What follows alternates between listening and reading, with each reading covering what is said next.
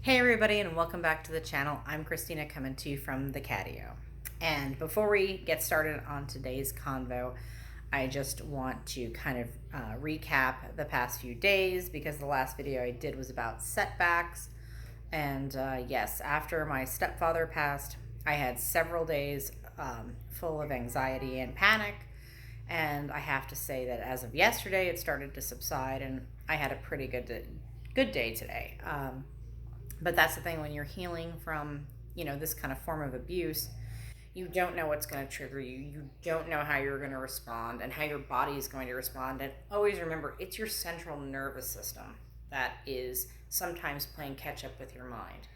And whatever's triggering it, it could be in your subconscious, and that's going to send signals to the rest of your body, and it's going to be an involuntary response that you have. But knowing your triggers, that gives you the ability to work on it in therapy, or with a mentor, to help you be able to better control. And sometimes you have to look at it like this. It only lasted 4 days. 5 months ago it would have lasted 2 weeks. So every little bit that you can chip away at in therapy or with a mentor, and you're able to gain back, even if it is just, the attack lasted X amount of time, X amount of days. Well, every time, if it gets less and less, that's progress. So don't be hard on yourself, because even though I felt like I was regressing, the truth is I didn't know that this was going to be a trigger. Now I know that it is. So it gives me that opportunity now to work on it so I can be healthier and happier in the long run. So it's just one of those things you have to learn as you go. But anyways, for today's video, we are actually talking about trauma.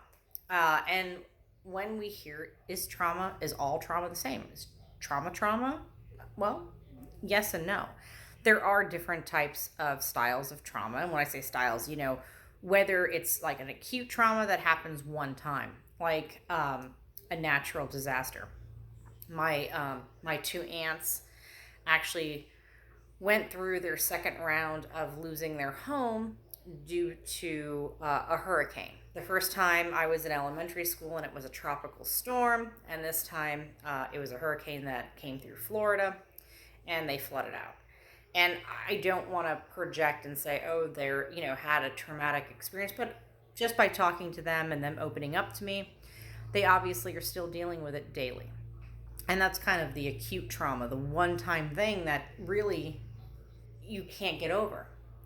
And that's kind of a different therapy than possibly like chronic trauma, where you're, repeatedly exposed to something over and over again. And, that's another type of trauma. And also the therapy to help cope and deal with it is a little different than the acute trauma. And then you have complex trauma, where you have multiple traumatic experiences, occurring, and you're having to get over multiple different things all at once. And, when I really say trauma is trauma, I think that no matter what you've gone through, you're still going to have, your body is still going to respond in similar ways. The therapy and treatment to get over those traumatic experiences may differ, but ultimately, when you're dealing with trauma, you have to always account for the panic, the anxiety, the nightmares, that uneasy feeling, the lack of trust. All of those things are going to play into it. And it's going to begin to take a toll on you, but not only mentally, but physically as well. And you have to rule out possible health concerns that you may have, because you want to be safe rather than sorry. And a lot of the times panic attacks are going to mimic, a heart attack or some sort of medical issue that would result you going to the emergency room, which is what happened to me. And it was probably the best thing I did, was go to the hospital and have it ruled out, because that gave my mind and my body the sense of clarity to say, okay, it's not medical, it's It's psychological. This is panic. This is anxiety. This isn't like you're actually having a heart attack. This is what it is. Um, but as you work with a therapist or a mentor to help bring you out to that other side, you're gonna see the progress. And don't be disappointed or feel like I did a few days ago. Like I was a setback. It's not a setback. I just didn't know that that's now a trigger. I didn't know that losing someone, and I thought about it. It's like in reality, the first person who I would tell everything to was my narcissistic abuser. And this is the first time I've had to go through the mourning and passing of a loved one without having him there. So for me, it was a learning experience, learning curve. And I now know that that is a trigger. So I can now therefore work on it and become stronger and better, at least in my healing process. I also want to say that in the events that we go through of narcissistic abuse and trauma, or any kind of trauma, sometimes you meet people along the way that really make an impact, and you can relate to their story. Even if it's not the same thing, you can still be there to support somebody. If you know what trauma is and you know how devastating it is to you, you can be there for someone. And I met a really beautiful young lady who I think the world of. She's so bright and smart, and she did not deal with narcissistic abuse. I just want to say that, but she did have a severe traumatic experience. And I have to say, her and I, our paths crossed. It was like the universe brought us together for a reason, to become friends. And since I'd say the past 6 months, we have been communicating, and a lot of the stuff that I'm going through, she has gone through. The anxiety, the panic attacks, and also the therapy, and being honest and open with her therapist, and finding the right therapist. There's so many things that you have to do when you've been through a traumatic situation that people don't really understand until it's put in front of you.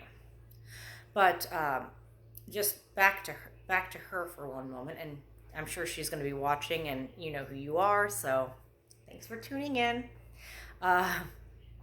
She's just an amazing person, and she reached out to me, and I will say she has helped me as much as I hope I'm able to help her, because it's just nice to have somebody, even if it's not the same type of trauma, being able to have somebody there who understands, who's not judgmental, and who supports you and can give you, like advice. And when I say advice, it's like, hey, I had this happen to me today. This is what I did in that situation. And quite honestly, it's great to hear when she's able to be that person who gives me the advice.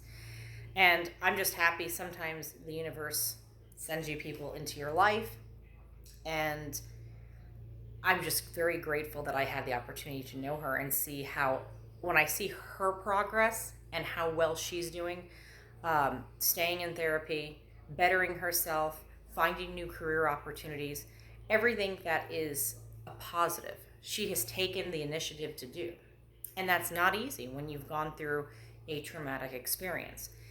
And also, just keep in mind, ladies and gentlemen, what's trauma to me might not be trauma to you. What's trauma to you might not be trauma to the next person. But we're here as people to be loving and kind and caring and compassionate. And that should be the message that we spread. And if you can help somebody out, brighten someone's day, please do it. It's human. It's our responsibility as a human nature to care. And not just with people. Care about the animals, care about nature, care whatever. Make sure you're passionate about something and you want to help, because it's going to just be so rewarding for you. And like I said, this friendship has meant the world to me, that I have somebody who I can talk to in my darkest hour, and she's definitely there to brighten my day, give advice, as I try to do in return. So I just wanted to say, even if it's not the same type, I dealt with narcissistic abuse for 18 years. It does not have to be the same type, especially, again, you're never alone. And that's part of this channel. I think when you go through something, especially living like I do in a very rural community, there's not a lot of openly narcissistic abusive survivors that you can communicate with. There's not a lot of people you can communicate with. In the town I live, the number of cows actually, I always say jokingly, like, the number of cows, they outweigh the people. But it's just very nice to find someone who's walked down a path and has taken that path and has turned it into a positive and continues every day to try to make a better life for themselves and a positive influence to the people around them. So anyways, guys, I just wanted to say that, and that's kind of the convo for today. Hopefully you'll check back in tomorrow. My spirits are up, and I hope that moving forward, I will be back on track. And until then, if you could, please give this video a like, thumbs up, subscribe, share, anything you can do that's going to help push this kind of content out onto YouTube so more people understand what they might be going through. And until next time, guys, you take care. Bye.